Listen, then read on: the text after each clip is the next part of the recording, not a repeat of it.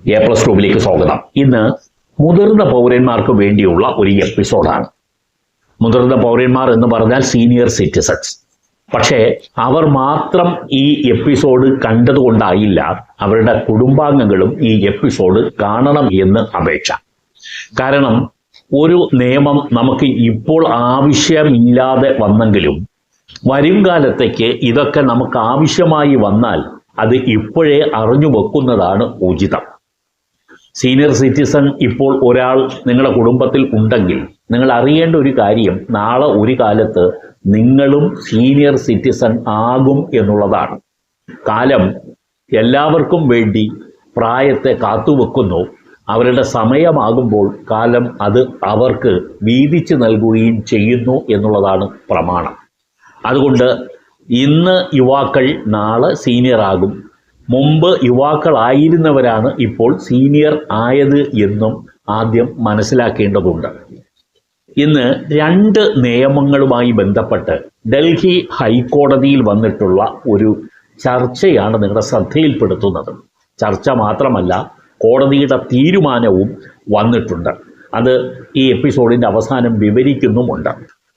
ഈ രണ്ട് നിയമങ്ങൾ, ഒന്ന് വാദിയുടെ ഭാഗത്തേക്ക് ഹാജരാക്കപ്പെട്ട ഇല്ലെങ്കിൽ വാദിക്കപ്പെട്ട ഇല്ലെങ്കിൽ ചൂണ്ടിക്കാണിക്കപ്പെട്ട ഒരു നിയമവും മറ്റൊന്ന് പ്രതിയുടെ സംരക്ഷണത്തിന് വേണ്ടി ചൂണ്ടിക്കാണിക്കപ്പെട്ട ഒരു നിയമവുമാണ്. ഇതിൽ മുതിർന്ന പൗരന്മാരുടെ ക്ഷേമവും സംരക്ഷണവും എന്ന് പറയുന്ന നിയമം 2007 വന്നിട്ടുള്ളതാണ്. ഈ നിയമവും മറ്റൊരു നിയമവും ആയിട്ടാണ് ഡിസ്കഷനിലേക്ക് വന്നത്. അത് ഗാർഹിക പീഡന നിരോധന നിയമവുമാണ്. എങ്ങനെയാണ് ഇതിൻ്റെ സ്ക്രിപ്റ്റ് എന്ന് നോക്കാം. അതായത് ഇതിൻ്റെ പശ്ചാത്തലം നമുക്കൊന്ന് പരിശോധിക്കാം. ഭർത്താവ് മരണപ്പെട്ട ശേഷം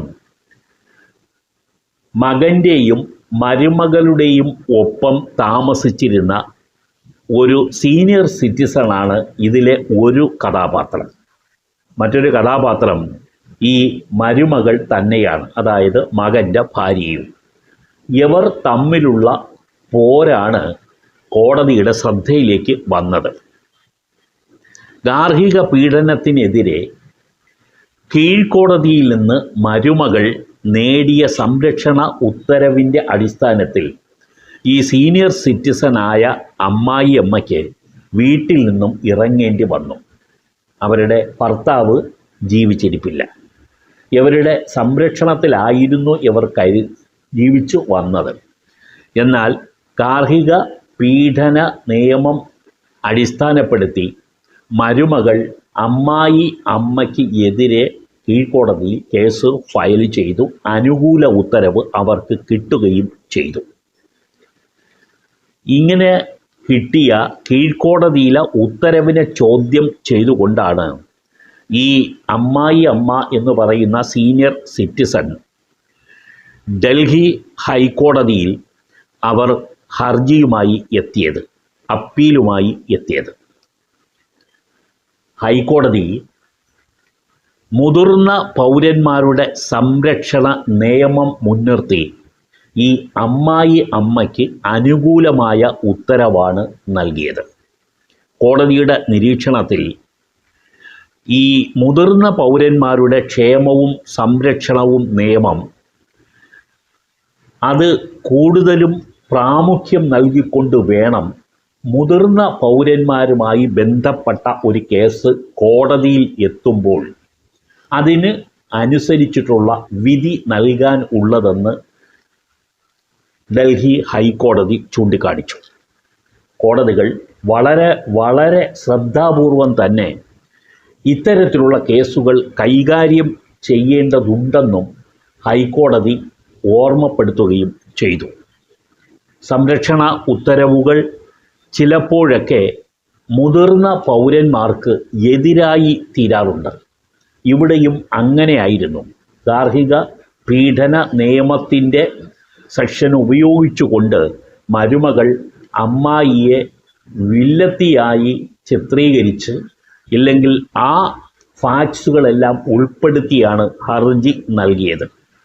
അതുകൊണ്ടാണ് കീഴ്ക്കോടതി ഈ മരുമകൾക്ക് സംരക്ഷണം നൽകിക്കൊണ്ടുള്ള ഉത്തരവ് നൽകാൻ ഇടയായതും അതിൻ്റെ അടിസ്ഥാനത്തിൽ ഈ അമ്മ വീട് വിട്ട് പോകേണ്ടി വന്നതും.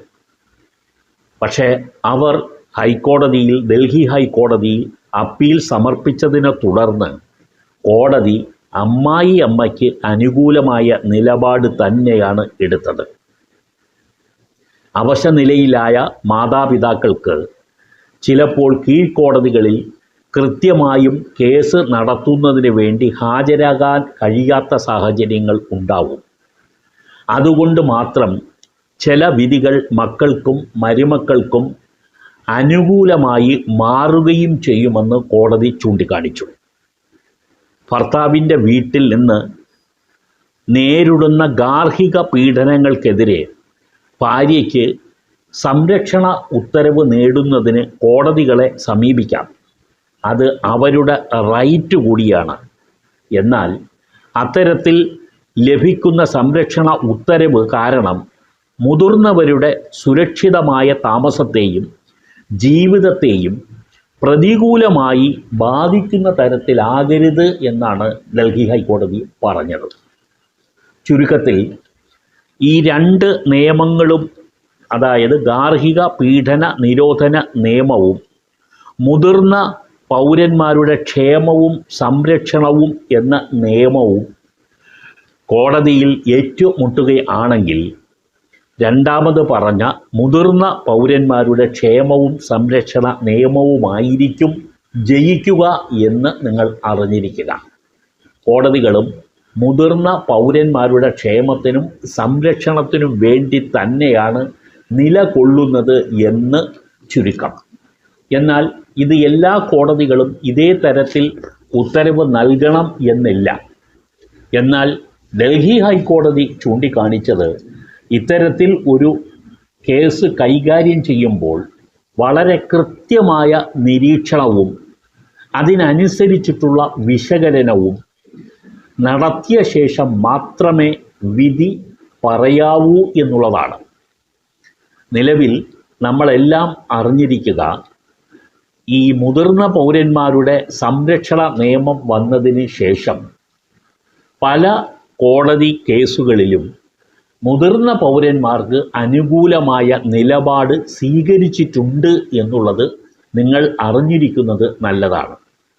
മുതിർന്നവരെ, അതായത് സീനിയർ സിറ്റിസനെ പലപ്പോഴും പലതരത്തിലും അവരുടെ തന്നെ വീടുകളിൽ മക്കളോ ബന്ധുക്കളോ ബുദ്ധിമുട്ടിക്കുന്നൊരവസ്ഥ ഉണ്ടായാൽ അവർക്ക് സ്വമേധയാ കോടതിയിൽ പോകാം. അല്ല എങ്കിൽ അവർക്ക് ഔദ്യോഗികമായി തന്നെ ഇതിനെതിരെ പരാതി നൽകാനും കഴിയും. ആ നിയമങ്ങൾ നിലവിലുള്ളപ്പോൾ തന്നെ കോടതികൾ അവർക്ക് അനുകൂലമായ നിലപാടുകൾ സ്വീകരിക്കാൻ ഇടയുണ്ട് എന്നുള്ളത് അറിഞ്ഞുകൊണ്ട് മുതിർന്ന പൗരന്മാരോട് കുറച്ചുകൂടി മാന്യതയോടും അന്തസ്സോടും കൂടി പെരുമാറുന്നതിന് കുടുംബാംഗങ്ങളൊക്കെ മനസ്സ് വെക്കുന്നത് നല്ലത്.